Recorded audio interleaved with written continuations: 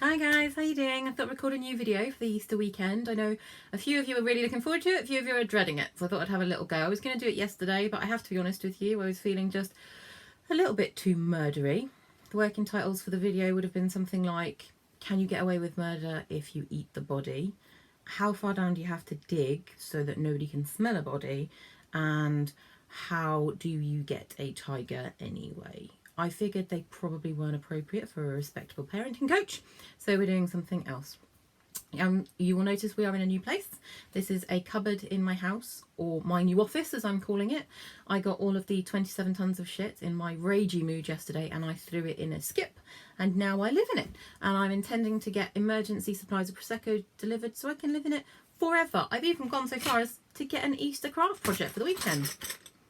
This was going on my shed. It's not going on my shed. It's going on the inside of the door. They can bang and yell as much as they like, but they're not coming in. It's my space now, mine. I urge all of you to try and find your own space, even if that's under your kitchen table with a throw over it. Do what you need to. Space is a premium at the moment, and we are getting ratty with each other, so this felt like the best way to get some room for my very own. If that's in a cupboard, so be it. I'm good with that. So, we had a few topics come up this week, had a few things that I was requested to do, and I decided to go with my personal favourite, which is Can You Not? There's a few things I've noticed coming up, and they are fundamentally humans just not understanding each other, or not maybe being as considerate of each other as they could be, but I think they're important to address at the moment. Number one, can you not put pressure on us or each other to be motivated, to be learning, to be developing, to be achieving right now? And I don't just mean on our kids, I've covered that in a previous video, I actually mean on ourselves. I've seen loads of things about how you could be using this time to learn a new skill, or to grow your business, or to be better at work, or do Joe Wicks every day and get the perfect lockdown body, whatever that is. Personally, if this lockdown goes on for much longer, I think you should be eating as much as you can. Gain weight, the fat people will live longer.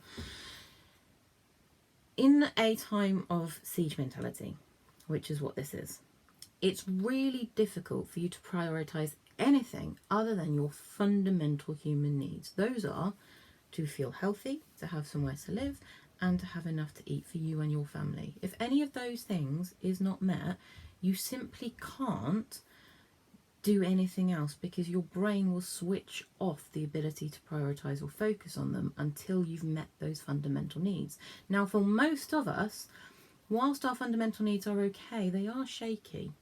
And the statistics look something like 20% of us who, or those of us who feel anxious 20% of the time, which is most of us, are now feeling anxious 60-70% of the time. If you're anxious, you can't concentrate, you can't develop new things, you just need to do what you need to do. And if that's hunkering down on the sofa or in the garden, that's fine, that's enough to get you through. Think of it like this. I'm pretty certain that Helen of Troy, when she ran off with Paris, didn't see Achilles turn up on that beach and think, right, he's here to sack the place and kill everyone. I know what I'll do in that situation. I'm going to do a Joe Wicks video, then I'm going to learn to play the lute, then I'll understand Mandarin, I might record that online course I was thinking about, and then I'll make sure that all of the children are safe and out of the building so they can't die. That's not how it works. Siege mentality. Survival is prioritised above everything else. If you can't do anything right now except lie on the sofa and watch Tiger King, that's absolutely fine. Don't worry about it. Enjoy. It's funny. Why not? Try and watch Friday Night Dinner, though. If you haven't watched that already, I discovered that this week. That's an absolute revelation. It's so funny. Completely love it. It's the best. The next thing that's come up for a big one is a lot of you are feeling really socially anxious. That would include me. I surprise people who don't know me well when they find out that I suffer from extreme social anxiety, really, really severe social anxiety. I can have a perfectly lovely conversation with somebody. We can have a real laugh. I can make jokes and leave thinking, well, that was a great conversation. I really enjoyed that. And then I can wake up at 3 o'clock in the morning 2 days later with my heart pounding and think, they thought I was a dick, didn't they? Because I'm a dick. Because I said something that maybe they didn't laugh at, or I didn't listen to what they're saying, or I worry that I talk over them. Actually, the statistics are that 1 in 3 of us feel like me a lot of the time. Just don't talk about it quite as much. Socially, I can cover that. I can make jokes, I can watch social reactions, I can watch micro gestures. We all learn our strategies for getting through those situations. But the one place it's really hard to gauge that is online. And all of us are doing all of our social interactions right now online. So things like WhatsApp groups are becoming increasingly important to us. And our tribal mentalities have kicked in as well. It's the same as our survival mentality. We find ourselves a group of people who look and sound like us, and we stick with them to help us navigate the psychological, emotional, and relational needs that we have to have met so we can survive difficult situations. Even if you think you hate people and you're weird and no one likes you, you belong to the hates people, weird, and no one likes you tribe. And you will find people who look and sound like you to help reassure you and give you a place in the world. Even autistic people do it to a degree. Online, those of us like me who work quite hard to watch our social skills, I can't do that. So messages that don't get replied to, jokes that fall flat, they take on much greater meaning than they would do normally.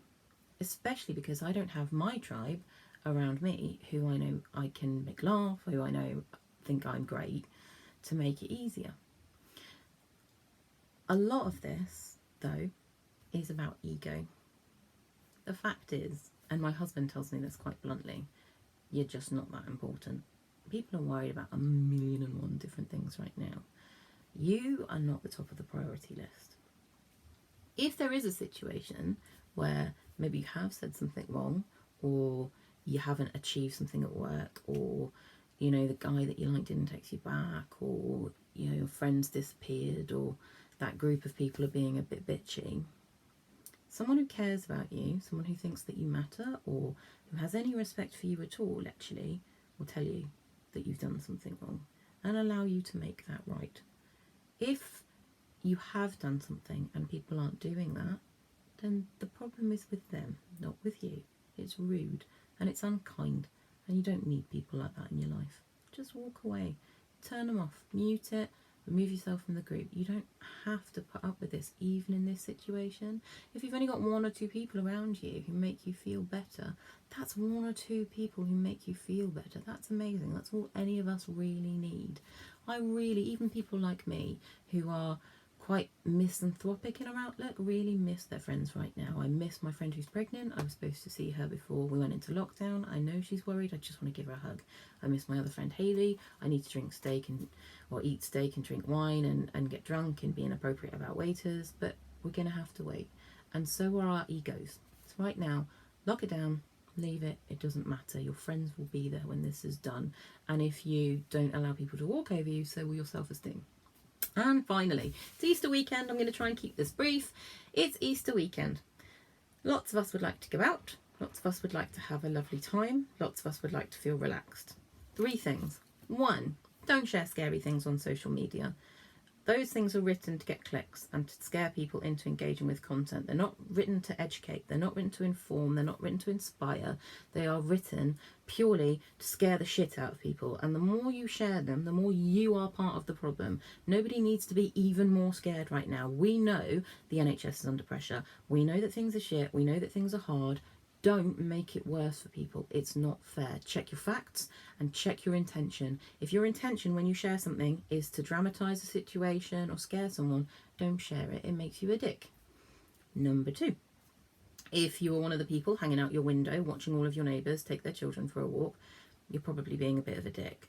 I am all for calling the police if someone's having a party. I'm all for reporting people breaking the rules.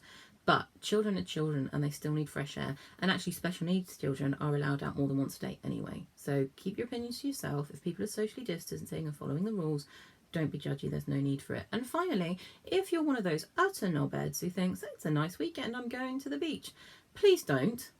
If you're so selfish and so myopic that you actually cannot follow the same rules as everybody else, and you really think that this isn't going to affect you in any way, shape or form, that's one thing. But I know for a fact that lots of you doing it have people who love you, and you are causing them extreme fear and extreme worry and extreme anxiety that if you get sick because of your stupid, reckless choices, they're not going to be able to look after you. They're not going to be able to be there for you. And it's cruel. It's cruel to people who love you to put them through that because you want to go to the beach. We all want to go to the beach. We all want to have a great time. I would love to get drunk and be inappropriate. None of us can do that. Well, I can do that. I'm doing it in my garden this weekend, but I can't do it in public. Probably just as well. Behave. And for God's sake, don't be a dick. See you later, guys.